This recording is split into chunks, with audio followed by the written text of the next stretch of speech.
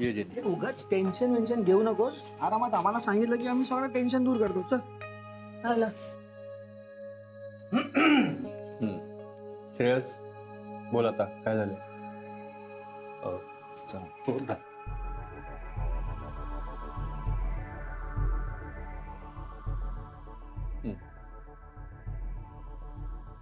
मी सांगते.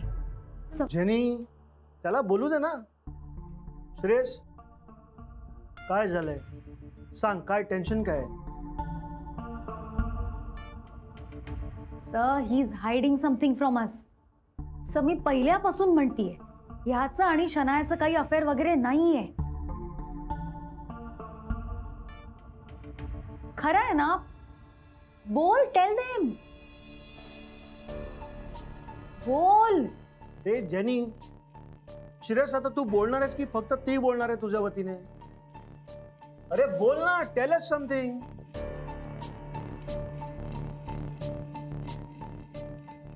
Sir jenny जे म्हणते ते खरं आहे. माझं आणि शनायाचं अफेअर नाहीये आणि आमचं लग्नही ठरलेलं नाहीये. बरा आहेस ना तू? आम्हाला खोटं का बोलत होतास तू? सर कारण गुरु सर आणि शनायाचं अजूनही अफेअर आहे.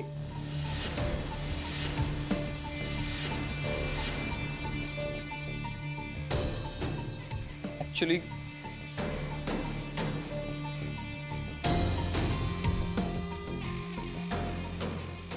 तुला माहिती ना आय लव्ह यू. नक्की. ऑफकोर्स बच्चू.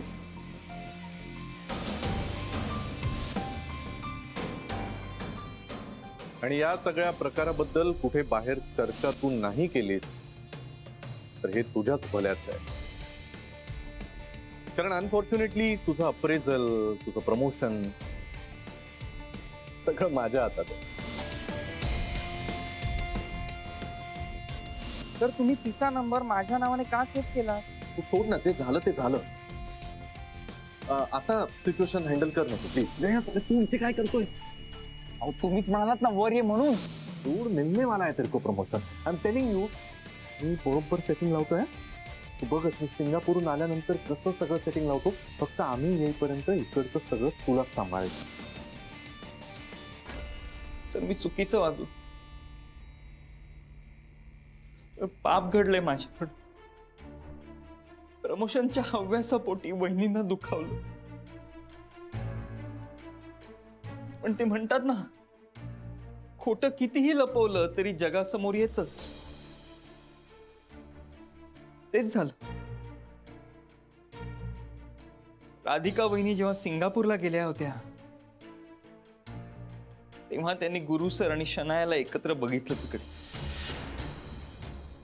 व्हॉट? हो.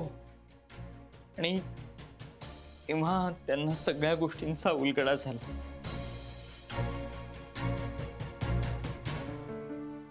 श्रेयस झूठ मत बोला. नाही आता नाही खोटं बोलणार. मला वहिनींना फसवायचं नव्हतं पण चुकीचंच वागत गेलो मी. वहिनींना जेव्हा कळलं ना गुरु सर आणि शनायाचं अफेअर आहे आणि मी सपोर्ट केलाय त्यांना तेव्हा खूप धक्का बसला त्यांना.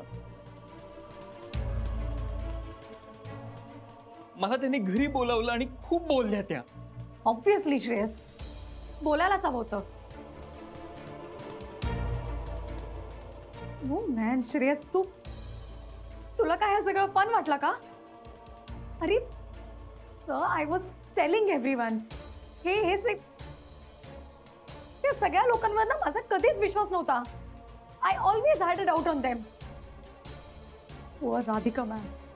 त्यांची काय हालत झाली असेल Shreyas. Do you have any idea?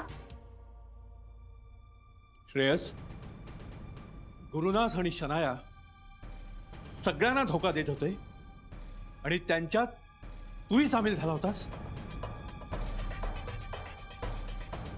अरे तुला जराही लाज वाटली नाही का रे हे सगळं करताना? हा ज्या माऊलीच्या हातचं खाल्लंस तिलाच फसवलंस तू.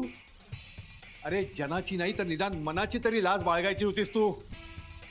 श्रेयस, आपल्या स्वार्थासाठी एखाद्याला फसवणं आणि त्याच्याशी प्रतारणा करणं या सगळ्या गोष्टी इतक्या सोप्या वाटतात तुमच्या आजच्या पिढीला.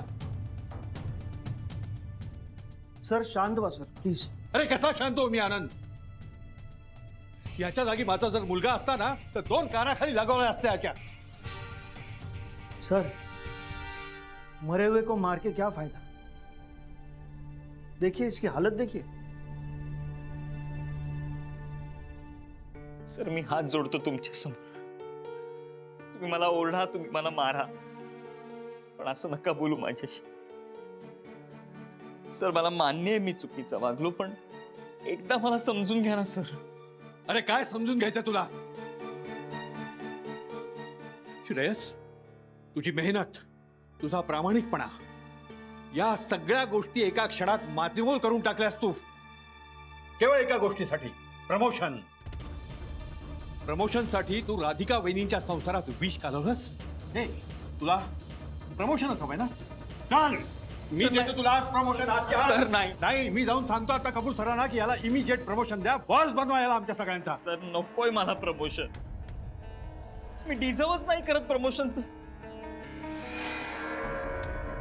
मला कळत होतं मी चुकतोय, पण तरी तसंच वागत गेलो. आता रिग्रेट करून काय यूज आहे श्रेयस. एनिवे ते जाऊ दे. राधिका मॅम कशा आहेत ते सांग आधी.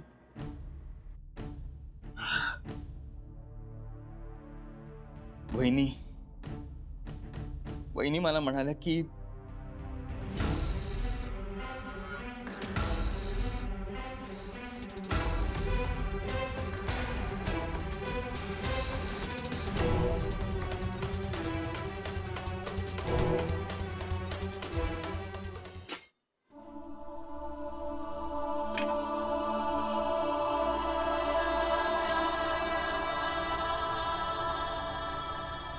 मला राधिकाने हे सगळं आल्या आल्याच सांगितलं होतं.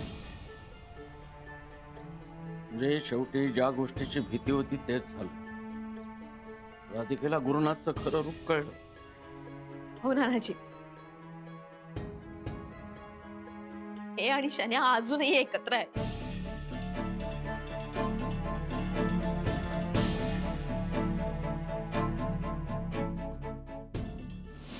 काय ग? चल. कॅरी चल चल प्लीज प्लीज सर ते बघ ना.